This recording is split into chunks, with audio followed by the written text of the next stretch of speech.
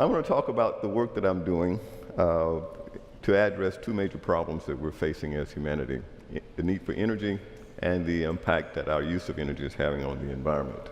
Back in 2002-2003 time frame, the Nobel Prize laureate Richard Smalley did a study. He wanted to identify the top 10 problems that face humanity, and he ranked energy as number one. And he justified that by explaining that by solving the energy problem, you'd be able to solve all of the other problems on the list. So what about the energy problem? Well, the United States presently uses about close to 25% of the world's energy. About 1/4 of the energy produced in the world is used here. But we're only about 5% of the population. That may seem like the problem, but it's really not. It's an indication of the problem. The real problem, if you look at this list here, all of the developed countries use more energy than percentage of population. It's really a reflection of standard of living, quality of life. The challenge we have is that when you look at the top of the list up there, you'll see China and India. Those two countries represent together about 40% of the world's population, yet they're using less energy than their percentage population. That's where the challenge is. As those countries start to lift their populations out of poverty and continue their industrialization, they're going to start consuming more and more energy. And we're already seeing the price of gasoline rising, oil. There's going to be more competition for that energy. And of course, the impact that it has on the environment will continue to expand. Automobiles represent one of the areas of large consumption of energy, but also large consumption, or large production rather, of pollution, CO2 gases that are destroying our environment. In fact, there are about 80 million cars manufactured every year in the world.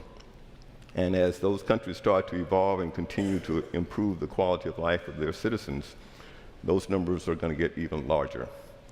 To put it into perspective, clearly, as we use more gasoline, produce more CO2 to the environment, we're going to produce more pollution. Ideally, we would transition to a different kind of energy source, such as electric vehicles. To put that into perspective, 80 million cars produced every year. The battery for the Tesla Model S cost about $50,000. So you're talking about an economic impact of about $4 trillion in batteries every year. That's a mind-boggling impact. Clearly, we have to have a better battery technology if we're going to make electric vehicles possible. This picture reminds me of Carl Sagan back in the 80s in the original Cosmos series. The question was, I wonder when the dinosaurs looked up if they understood what was happening to them. We see the impact to the environment of our use of fossil fuels every day. We're constantly reminded of it. But we need to get our perspective on how we're going to proceed to address the problem so that we don't go the way of the dinosaur. Between 1970 and 1999, we spent about $7 trillion on oil. We literally have been exporting our wealth. Between 1970 and 1999, we actually had about 3 oil price spikes. Some of you might remember the 73 oil embargo. And each one of those price spikes was followed by economic recession. If you fast forward to since 2000, we actually went to war in Iraq over oil. And during that time, we had a price spike in oil. It was followed by a recession. That led to the housing collapse. And we're still in a tailspin in the process of recovering from that. So all of this over oil, clearly we have the ability to solve this problem. And military solutions are not necessarily the right solution, and clearly not the right solution because they're not a permanent solution. We can't deprive other citizens and other people of the world of resources that they need to prosper as well. And the military solution obviously does not address anything to do with the environment. We know how to address this problem. Back in the 60s, I remember as a kid watching President Kennedy in 1962 when he said we were going to put a man on the moon before the decade is out. He said we don't know how to do this yet. We don't have materials that we need. We don't have the experience of having done this, but we're going to do it anyway. And by 1969, we had man setting foot on the moon. What we need is determination to solve the problem. When I was a kid, I used to watch, some of you might remember these robots from Lost in Space and the other one from Robbie the Robot. I used to watch these robots on TV. I wanted my own robot. So I decided to build myself a robot. It took me over a year to build him. Then after I got it completed, the problem I had was that nobody told me that the other robots that I was watching had people inside. But I didn't know any better than to try. Later on, this is one of my earlier patents. It's a technology or an invention that uses digital encoded scales that have been photographically reduced and a magnifying lens and a photosensor to read binary coded information from that scale.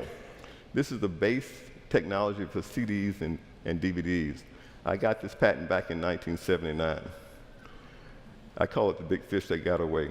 Well, I was having fun working on spacecraft. I was working on the Galileo project, which is presently in orbit around Jupiter. I have an invention on that spacecraft. I worked on Mars Observer, Voyager program, the Cassini mission to Saturn. So I was enjoying my day job. Eventually, I was working on a new type of heat pump. The idea here was to come up with a new type of engine, or heat pump rather, that did not use Freon, because Freon's bad for the environment. I wanted to use water as a working fluid instead. As I was experimenting with this engine, or this heat pump, I built some nozzles and I shot a stream of water across the bathroom, and I thought, geez, this would make a neat water gun. So I put the heat pump aside. I figured that if I could I was having trouble getting people to finance and support this hard science stuff that I wanted to do. So I figured if I got some money from a toy, something anybody could appreciate, then I could have the money to go off and do my own products. And so I did. So that invention led to the water gun. Okay, this is the super soaker. That eventually led to super soakers like this.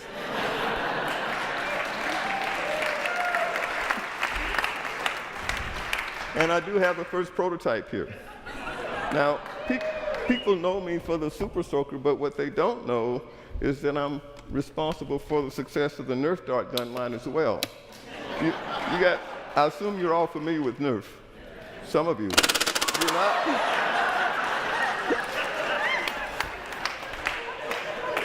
So needless to say, I've been able to move forward with my hard science stuff, and I'm going to talk to you about some of that today. I'm working on a new type of engine and a new battery that will address the environmental problems that I was talking about. These, one of the things that have happened along the way, I was anointed by Time magazine as one of the top 10 inventors in the world. I'm sorry, about top inventors in the world. And my engine was actually identified as one of the top 10 world-changing innovations. So back to the problem. I felt I'm qualified to solve this problem, so I don't know any better, just like with the robot, I don't know any better than try. So I like this chart as an engineer. When you look at it, it makes your eyes pop, but when you think about it, it's a really, really elegant chart. On the left side of the chart, it shows all of the energy sources coming into the United States. There's solar, there's hydro, wind, natural gas, coal, petroleum, and it shows where those energy sources go and what they're used for. There's power generation, the industrial, transportation. The key here is that most of the petroleum goes into transportation. The bottom line is on the right side of the chart. About 37% of the energy available in these sources actually does useful things. About 58% of it is rejected as waste heat. Our ability to convert those energy sources into useful work is limited. So I came up with the idea of developing an engine that would be more efficient than existing engines. So if you could imagine an engine that would be more efficient than existing engines, would be able to convert heat directly into electricity. So if you had a solar system and be able to convert heat from the sun directly into electricity and do it more efficiently than any existing engine, we could and do it at a cost, which is a key element that is competitive with coal and natural gas, then we'd be able to eliminate our dependence on fossil fuels that are destroying our environment. So I set out to build this engine, and this is my engine. It's called a JTEC. It converts heat directly into electricity, and if you look at it, I like this chart too as an engineer, but I'm going to describe it. What's going on here, there are two membrane electrode assemblies similar to what's used in a fuel cell. And in a fuel cell, you have proton-conductive membranes, which is what you have here, but in a fuel cell, you also have oxygen and you have hydrogen reacting with oxygen to produce water. There's no oxygen and no water in this system. There's only hydrogen, and the hydrogen circulates in the engine continuously in a loop, and it's never used or consumed. I have two stacks. One is at low temperature and the other one at high temperature. And the low temperature stack is used to compress hydrogen, and you supply that compressed hydrogen to the high temperature stack where the hydrogen expands from high pressure back to low pressure. And you're supplying heat during that high temperature expansion. And what happens is you produce more energy during the high temperature expansion than it takes to keep the low temperature compression going, and you end up with net electricity coming out to a load. This engine operates on a cycle that is equivalent to what's called a Carnot cycle, which means that theoretically it's more efficient than any engine that's been built so far. And it has no moving mechanical parts. So, with that engine, we'd be able to use it to collect energy from the sun and produce electricity directly. And that electricity then, and produce it, by the way, more efficiently than solar cells, so that the cost of the electricity would be competitive with fossil fuels.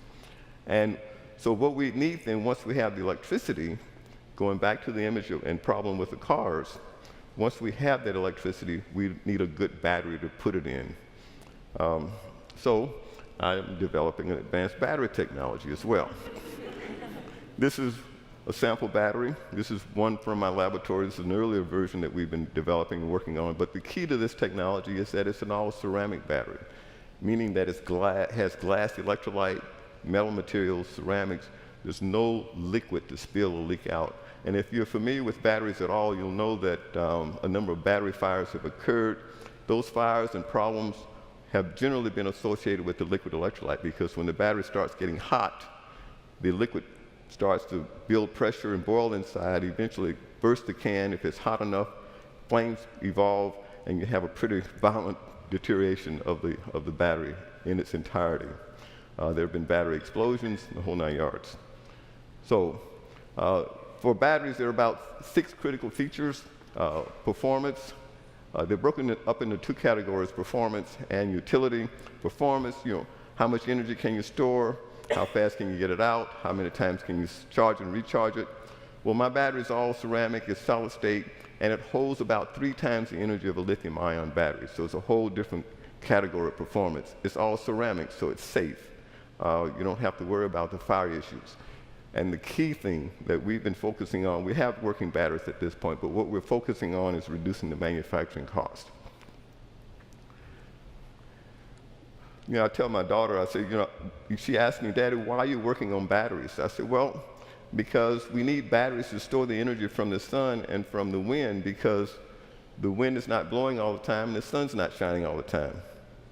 She says, Dad, the sun does shine all the time. And the wind does blow all the time.